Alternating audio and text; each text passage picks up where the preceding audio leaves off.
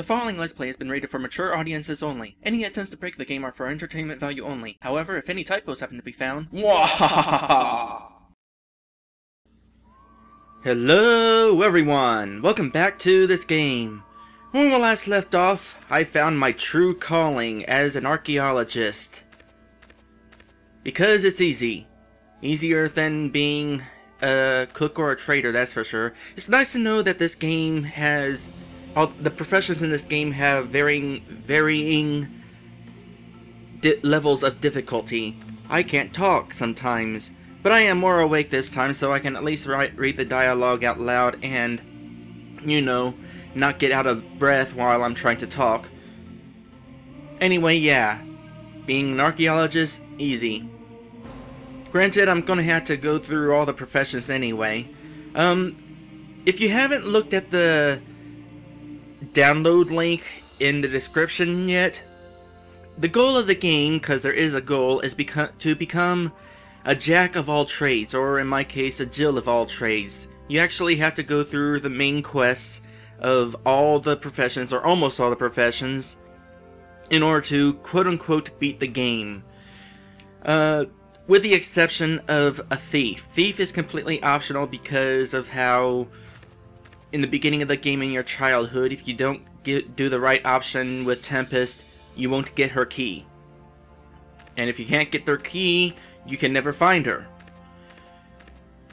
So, this game is supposed to be sort of open-ended and you can do whatever you want. It's kind of ruined a little by the fact that you have to go through all the professions in order to beat the game anyway.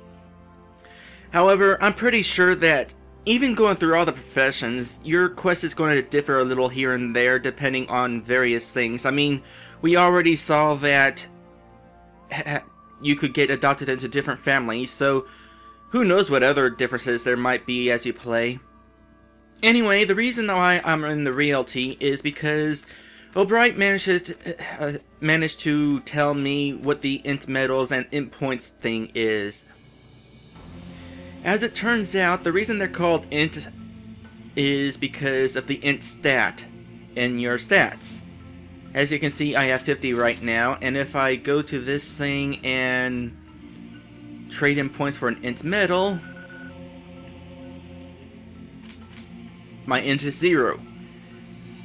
Traditionally, in RPG Maker 3, INT represents the intelligence of a computer player, which is pretty much useless if they're in your party, because you can't have computer players. It's only for if you're fighting against a person. So, I'm not entirely sure why it works this way. First off, obviously, as you can tell, one INT medal is worth 50 INT points. And O'Bright has told me that these INT medals do actually stack together, so that I know there's some sort of limitation with key items, but that wasn't it. But yeah, you get INT points during the quest, and if you get so many, you can turn them into INT medals. The reason we can turn them into INT medals is because there is actually a limit to how high your intelligence can get. That's 100. If you have 100 INT points and you get more of them, they're going to go to waste.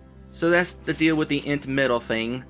As for why I would want points to begin with, it is to deal with this person here. Now, O'Bright has told me that he was really hoping that I would talk to this girl some more because he was hoping I would talk to her more because she gives me more information about INT medals and INT points. I assumed that when I finished talking to her, though, that was all the info she was going to give on it.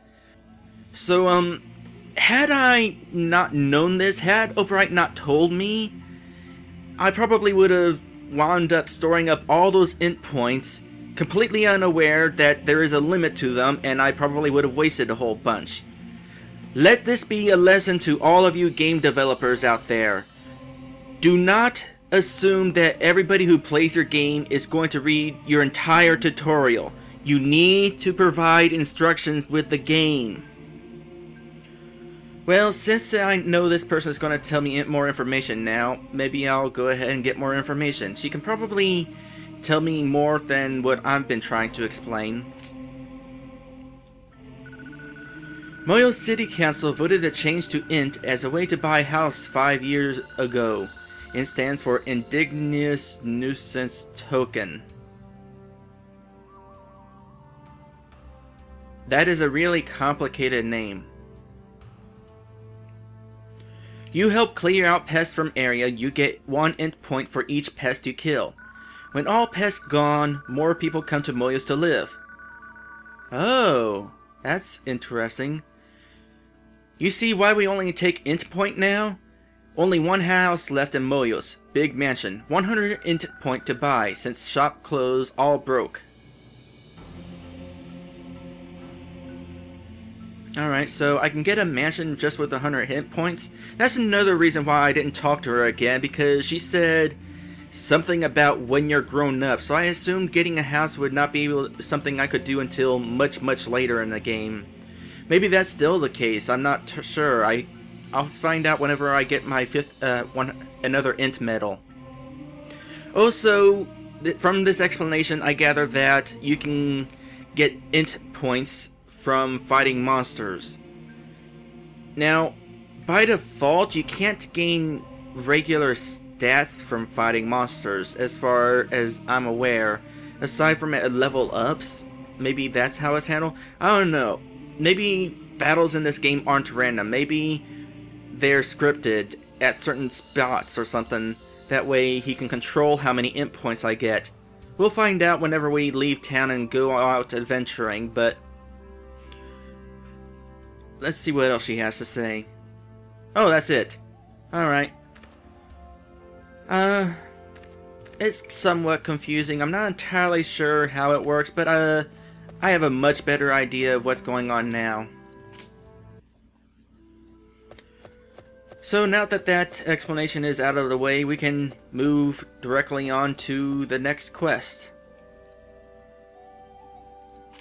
I wonder, will I want to do trading some more? Because I need to do trading in order to get these shops open.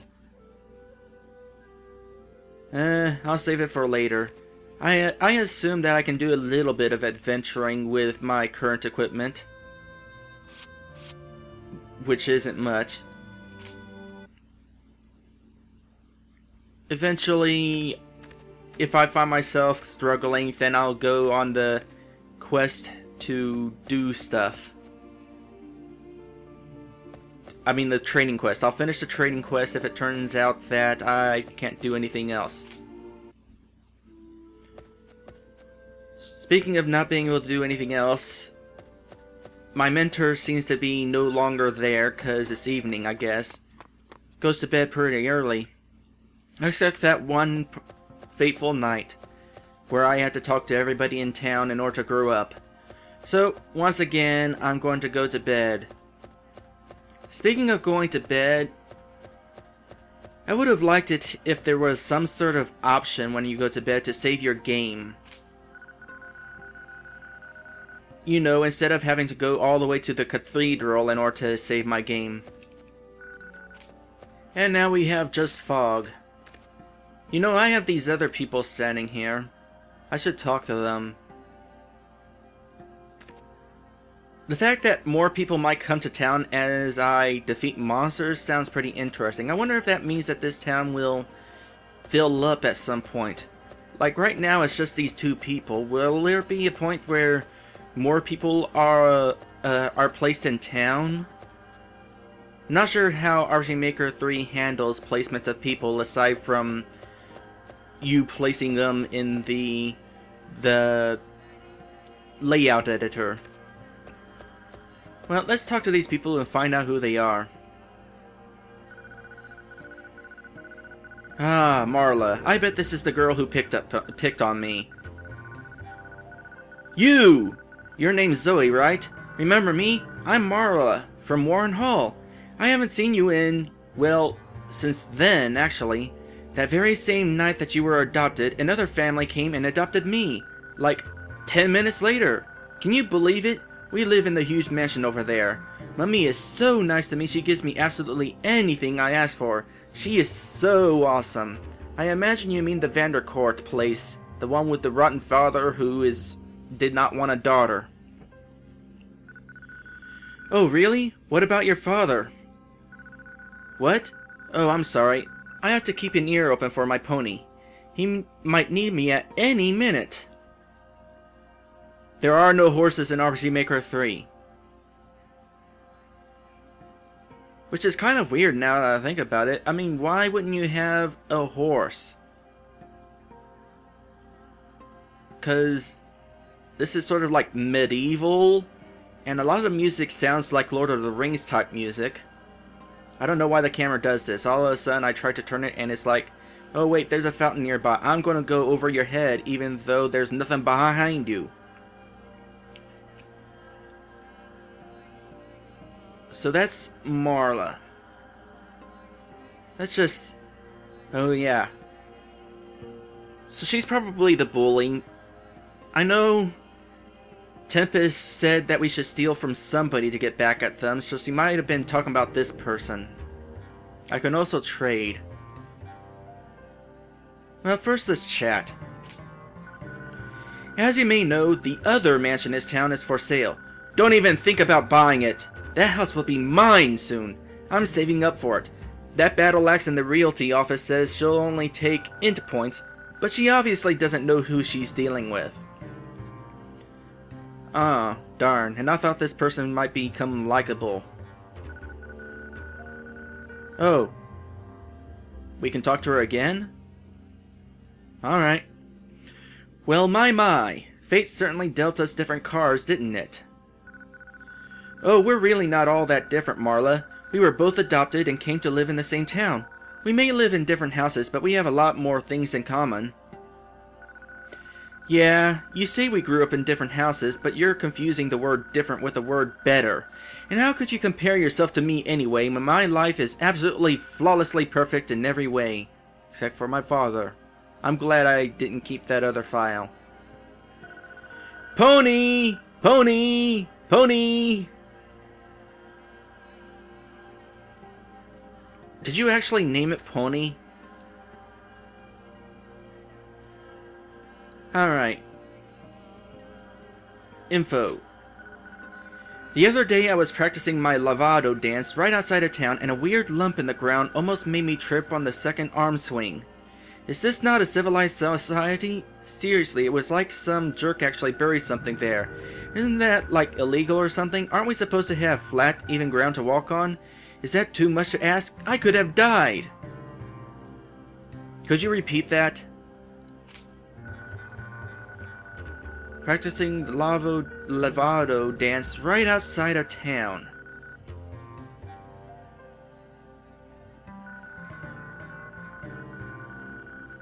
Okay, so if you recall, the trading quest involves me finding like 3 stashes of money.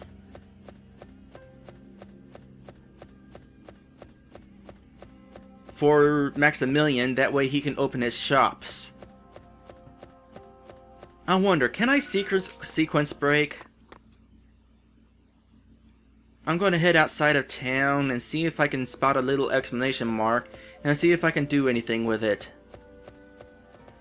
Come to think of it, if this girl wound up being adopted into the Vandercourt mansion in this timeline, then if I had been keeping that file where I got adopted into the place, where would she have wound up?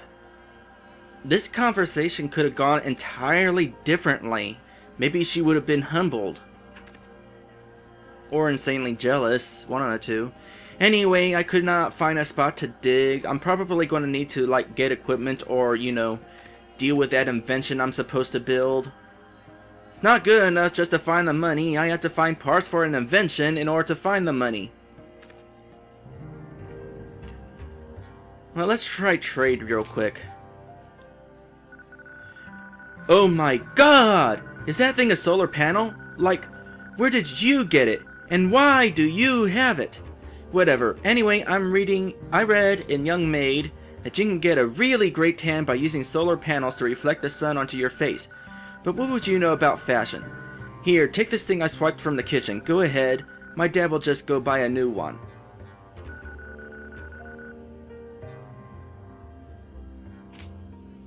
Interesting. So this solar panel. Where was it? This thing. Can't remember. Was that part of the thing that I'm supposed to build? Yep. I need the solar panel in order to build the machine that will help me find the first stash of money. So I definitely don't want to trade in the solar panel yet. Otherwise, if I do that, I am not going to be able to finish that quest. And like I said, I need to be able to finish that quest in order to, quote-unquote, beat the game. That would actually be pretty unforgivable. I was told that the trading quest was unforgivable, so that's why I say that would be unforgivable. So I'll just save that for later, keep it in mind. I'm just gonna go see my mentor and see what the next archaeology quest is. Maybe it'll be as easy as the first one. Although I doubt it. I got really lucky with that, with those treasure chests. You know, I got a lot of points. Oh, what kind of points? It was points towards being an archaeologist. I got like 10 points, was it? I wonder, would I have gotten less points had I not gotten a lucky guess with the chests? Is like 10 points what you get for a perfect score, and then anything worse you get less? I don't know.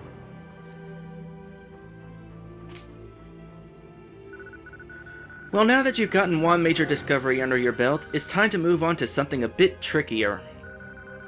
Just like in the jail area, I discovered evidence in several places that hinted strongly that another sealed chamber exists somewhere within the complex of Catacombs under St. Ursus Cathedral. Etched on many of the objects found was the motto, "The order is the key." I did write those numbers down, right? 4326, yep. I don't know what that means, but it might have something to do with 4 treasures that were all mentioned here and there. Perhaps another brain challenge to test the worthy. I have no idea, but hopefully you'll find out yourself soon enough. To recap, you need to go to the Catacombs. Okay, thank you for recapping. That is really helpful. You need to go to the Catacombs under the church for your next challenge. If you have to move remains to do so, then be careful.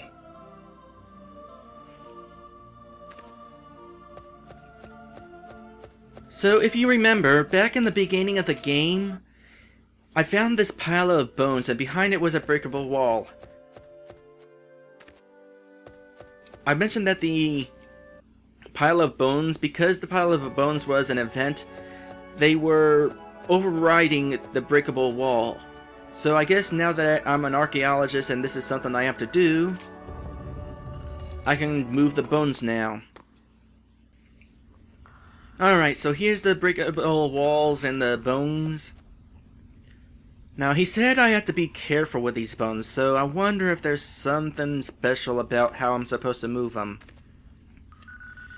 Now that you have the archaeologist tool and the permission of the academy, you can carefully exhume these remains and investigate the area further. Will you do that now? Yeah. Your fame as an archaeologist has increased by 1 as a result of using the basic archaeologist tools to discover the Chamber of Hermath.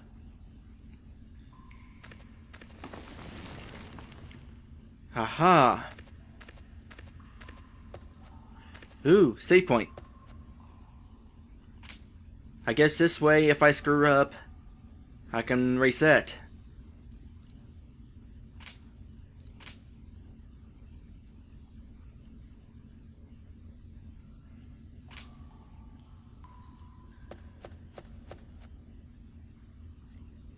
Alright, so we have 4 tombs here, or 4 caskets, and what appears to be a button next to each one.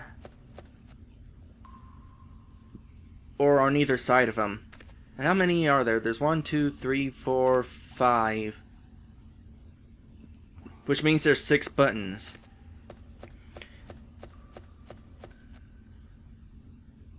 Now, since I just saved, I'm gonna be curious here and find out what happens if I press stuff in the wrong order.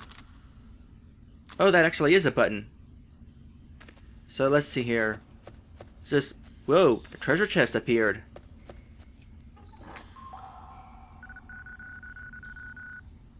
An INT medal. Interesting.